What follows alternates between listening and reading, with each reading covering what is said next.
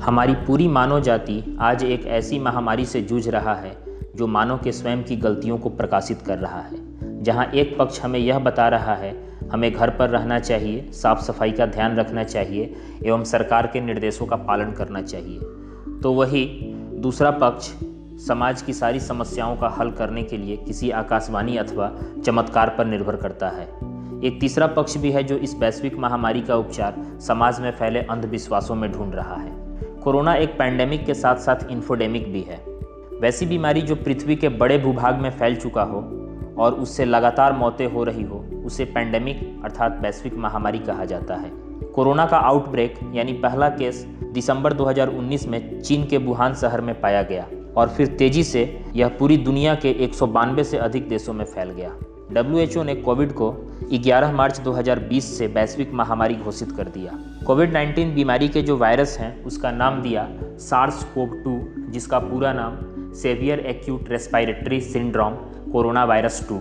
यह वायरस भारत में लगभग 2 करोड़ से अधिक आबादी को इन्फेक्ट कर चुका है।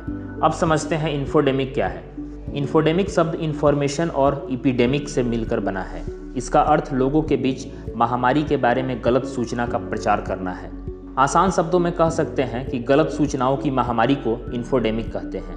महामारी के बारे में जानकारी का प्रचार आमतौर पर तेजी से होता है और यह जानकारी सटीक और गलत दोनों हो सकती है। ऐसे दौर में समाज को पैंडेमिक और इन्फोडेमिक दोनों से जूझना पड़ता है।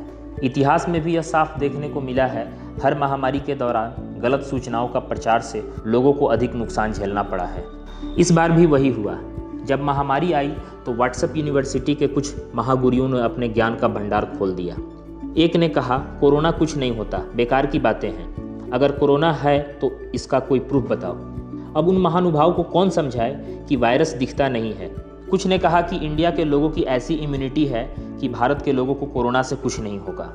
यहाँ के लोग इतने धूल मिट्टी में रहते हैं और इतनी बीमारियां झेल चुके हैं कि उन्हें कुछ नहीं हो सकता। पर यह बातें तब तक ठीक है जब तक आप स्वस्थ हैं। हालांकि यह बात पहली वेव में डॉक्टरों को भी सही लगा था, पर दूसरी लहर में यह सटीक नहीं बैठती।